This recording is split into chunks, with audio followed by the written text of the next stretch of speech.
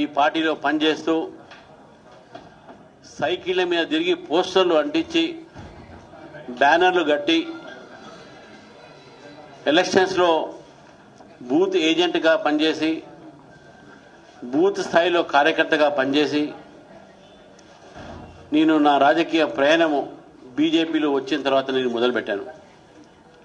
విద్యార్థి పరిషత్లో ఉన్న సమయంలో ఆ రోజులో ఉన్నటువంటి ఒక యాక్టివిజము అది భారతీయ జనతా పార్టీలో చేరిన తర్వాత కూడా నేను అది కొనసాగిస్తూ ఈరోజు కేంద్ర ప్రభుత్వంలో ఉన్నటువంటి ఒక భారతీయ జనతా పార్టీ నేతృత్వంలో ఎన్డీఏ ప్రభుత్వం దాదాపు 14-15 రాష్ట్రాల్లో భారతీయ జనతా పార్టీ స్వయంగా ప్రభుత్వం ఏర్పాటు చేసి రాష్ట్రాల్లో కూటమితో ప్రభుత్వం ఉండి మరి అటువంటి పార్టీలో నేను కార్యకర్తగా పనిచేస్తూ ఈరోజు మా పార్టీ మా అధిష్టానం మా నేతలు నా మీద విశ్వాసం పెట్టి కార్యకర్తకు అధ్యక్ష పదవి ఇచ్చినంటే ఇది కేవలము కార్యకర్తగా నేను పనిచేసినటువంటి ఒక పనిని చూసి నాకు ఈ యొక్క అవకాశం ఇచ్చింది నేను భావిస్తూ ఉన్నాను.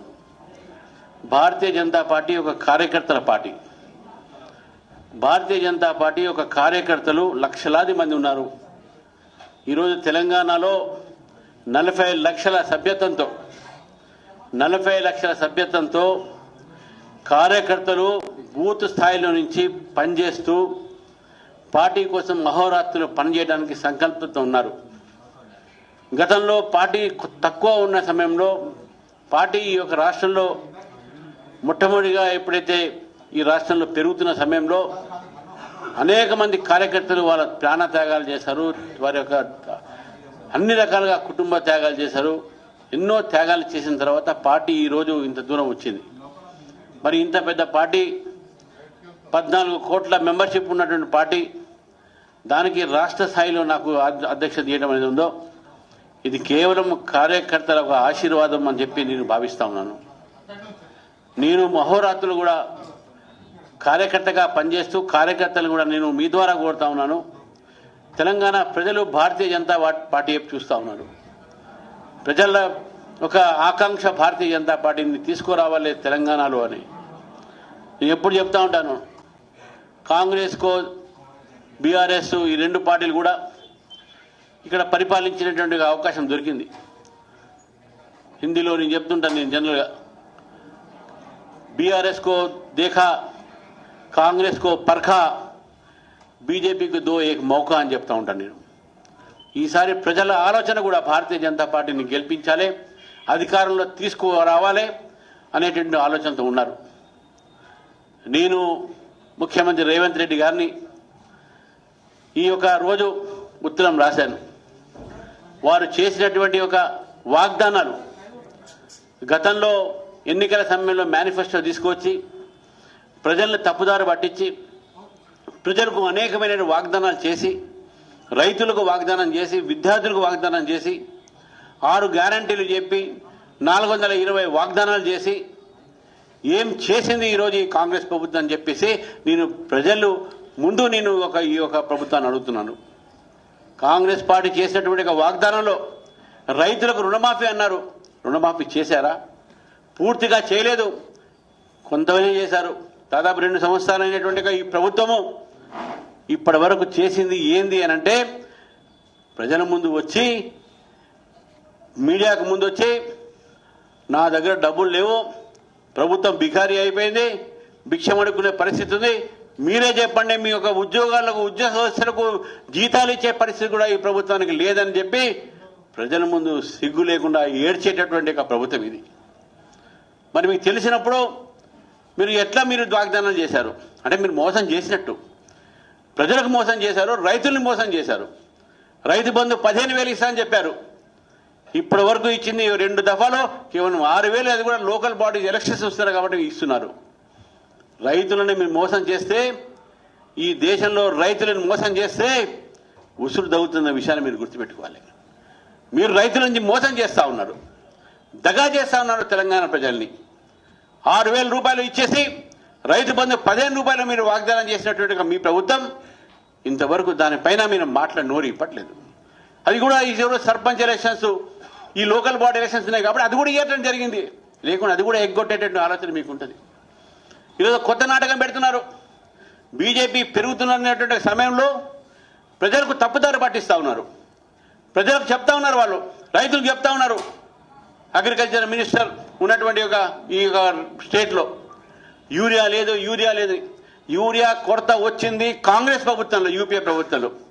యూరియా కోసం రైతులు ఫర్టిలైజర్ షాపుల ముందు తిరిగి ఉండి నించొని అక్కడ కాపలా కాసి సూసైడ్లు చేసుకుని యూరియా దొరకకుండా, ఫర్టిలైజర్ దొరకకుండా, స్ప్యూరియస్ సీడ్స్ దొరికినటువంటి సమయంలో ఈ యొక్క కాంగ్రెస్ పార్టీలో అటువంటి పరిస్థితి చూసాం మనం. కానీ ఈరోజు భారతీయ జనతా పార్టీ ప్రభుత్వం ఈరోజు ఈ రాష్ట్రానికి 12.91 మెట్రిక్ మేము ఇవ్వడం జరిగింది.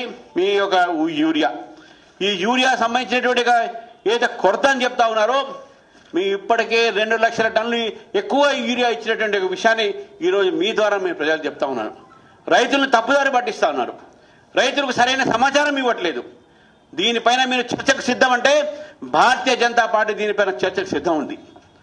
మీరు యూరియా ఇచ్చినటువంటి 2 లక్షల టన్నులు మీకు యూరియా ఎక్కువ ఇస్తే మా దగ్గర యూరియా లేదని చెప్తుంది. ఎక్కడ పోయినాయి మీకు కేంద్ర ప్రభుత్వం ఇచ్చిన యూరియా? ఏం చేశారా యూరియాని? మింగారా, తిన్నారా? రైతులకు యూరియాలు వేయలేని పరిస్థితి కేంద్ర ప్రభుత్వం ఇచ్చిన తర్వాత కూడా ఈ రకమైన పరిస్థితి ఈరోజు తీసుకొచ్చారు. నిన్న పెట్టింది ఒక పెద్ద సభ. ఆ సభలో పేరు సామాజిక సమరత సభ ఏం పెట్టారు, పేరు పెట్టారు. ఆ సభలో సామాజిక న్యాయం చేస్తా అని చెప్పి సభలు పెట్టారు. ఏం న్యాయం చేశారండి ఆ సభలో? మోదీని మాత్రమే తిట్టారు, ఆర్ఎస్ఎస్ని తిట్టారు, బీజేపీని తిట్టారు. అదా మీ సామాజిక న్యాయం? మీరు పెట్టిన సభ ఏంది? మీరు మాట్లాడిన మాటలేంది? మీరు ఒక్కసారైనా అక్కడ బడుగు వర్గాల గురించి మాట్లాడారా? మోదీని తిట్టడమే సరిపోయింది. ఖర్గే గారు వారు మాట్లాడిన మాటలు చూస్తూ ఉంటే నిజంగా బాధ అనిపిస్తుంది. ఈ దేశాన్ని వారు దాదాపు 50 సంవత్సరాలు పరిపాలించిన కాంగ్రెస్ పార్టీ ఒక్కసారైనా ఈ ప్రజల గురించి ఆలోచించారా? కేవలం అవినీతిలో కూలి, అవినీతిలో మునిగి, అవినీతిలో తేలి ప్రజలు మిమ్మల్ని భరించలేక కాంగ్రెస్ ముక్త భారత్ చూడాలని చెప్పేసి మిమ్మల్ని మొత్తం కూడా 3 సార్లు ఓడగొట్టినటువంటి భారతదేశ ప్రజలు. ఈరోజు తెలంగాణలో కూడా అదే పరిస్థితి ఉంది. తెలంగాణలో ఆ రోజు మేము చెప్పాం బీఆర్ఎస్ ముక్త తెలంగాణ అని చెప్పి. ఈరోజు బీఆర్ఎస్ కాంగ్రెస్ ముక్త తెలంగాణ అనేది భారతీయ జనతా పార్టీ నిర్ణయిస్తూ ఉంది. భారతీయ జనతా పార్టీ మేము కేవలం అధికారం కోసమే కాదు, ప్రజల కోసం కూడా మేము పనిచేసేటువంటి పార్టీ మాది. మీరు కేవలం అధికారం కోసం పనిచేసే పార్టీ మీది. అధికారంలో పాటు మీరు అవినీతి చేసేటువంటి పార్టీ మీది. ఏఐసిసి అంటే ఆల్ ఇండియా చీటింగ్ కమిటీగానే ఆల్ ఇండియా కాంగ్రెస్ కమిటీ కాదు మీది. నిజంగా మీరు ఈ ప్రజల్ని మోసం చేస్తూ ఉన్నారు, ప్రజల్ని దగా చేస్తూ ఉన్నారు. ఈ కాంగ్రెస్ పార్టీ వచ్చిన తర్వాతనే ఈరోజు ప్రజలు అల్లాడిపోతూ ఉన్నారు. ఇంత తక్కువ సమయంలో ఈ యొక్క ప్రభుత్వం మీద వ్యతిరేకత బహుశా ఏ ఒక్క రాష్ట్రంలో కూడా ఏ పార్టీ కూడా రాకపోవచ్చు. కాంగ్రెస్ పార్టీ అనుకుంటుంది రేపు లోకల్ బాడీ ఎలక్షన్స్ మేము గెలుస్తామని చెప్పేసి. లోకల్ బాడీ ఎలక్షన్స్ లో ఈ యొక్క ప్రజలు, తెలంగాణ ప్రజలు మీకు చుక్కలు చూపెడతారు. మీరు చెప్తున్నారు 100 సీట్లు గెలుస్తాం మేము ఎమ్మెల్యేలు, 15 సీట్లు మేము ఎంపీ గెలుస్తామని చెప్పేసి మీరు ఏదో వాగ్దానం చేస్తున్నారు. మన ఒక మల్లికార్జున ఖర్గే గారే గెలవలేకపోయారు. వారి ముందు మీరు వాగ్దానం చేస్తున్నారు. బహుశా మీరు నోరు స్లిప్ అయినట్టుంది. నోరు స్లిప్ అంటే సార్ ఖర్గే గారు వచ్చే రోజుల్లో 100 సీట్లు బీజేపీ గెలుస్తుంది, 15 సీట్లు ఎంపీ బీజేపీ గెలుస్తుందని చెప్పేసి మీరు చెప్పబోయి మీ నోరు జారి మీ కాంగ్రెస్ పార్టీ చెప్పినట్టుంది. ఈరోజు తెలంగాణలో పరిస్థితి కూడా ప్రజలు 100 అసెంబ్లీ సీట్లు బీజేపీకి ఇవ్వడానికి సిద్ధంగా ఉన్నారు, 15 పార్లమెంట్ సీట్లు బీజేపీకి ఇవ్వడానికి సిద్ధంగా ఉన్నారు. మీకు రాబోయే రోజుల్లో తెలంగాణ నుంచి మీకు ప్రజలు మీకు ఇక్కడి నుంచి కాంగ్రెస్ ముక్త తెలంగాణ చేసేటందుకు సిద్ధంగా ఉన్నారు. మిత్రులారా, అబద్ధాలు ఆడి ప్రజలను దగా చేసి రాజా అధికారంలో రావడం అనేది ఇది పెద్ద గొప్పతనం కాదు. మీరు ప్రజల్ని you are cheated the people, you misled the people. అందుకే ఈరోజు భారతీయ జనతా పార్టీ నేను కార్యకర్తల బలంతో, నిజంగా ఈ కార్యకర్తలే ఈరోజు మీకు వాళ్ళని చెప్తా ఉన్నాను, ఈ ప్రభుత్వం చేసిన తప్పిదం మీద మనం పోరాడదాం.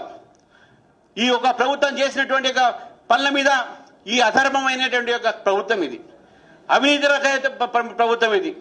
ఈ ప్రభుత్వం ప్రజలను దగా చేసిన ప్రభుత్వం అది. కాబట్టి దీని మీద మనం పోరాడాలి. ఈ రోజు నుంచి మనం ఈ ప్రభుత్వం మీద ధర్మ యుద్ధం మొదలు పెడతాం. మనం తెలంగాణలో బీజేపీ ప్రభుత్వం వచ్చేదాకా భారతీయ జనతా పార్టీ ఈ ప్రభుత్వం వ్యతిరేకంగా పోరాడుతూనే ఉంటుంది.